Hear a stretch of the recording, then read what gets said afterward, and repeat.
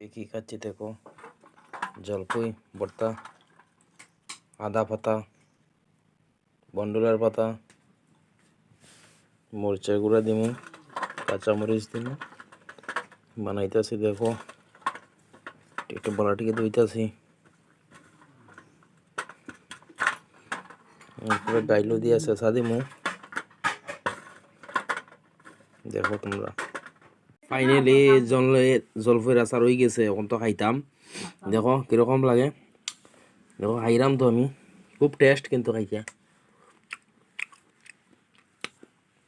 খুব মজা হয়েছে, বহুত দিন পরে খাইলাম। জলফের আচার আচার বানাইছিলাম প্রভু, তা বেতলা চালু হয়ে গেছে, খাইতে পারলাম না। ভর্তা বানাইছি ভর্তা, বেতলা স্বাদ হয়েছে কিন্তু জাল মাই গো মাই।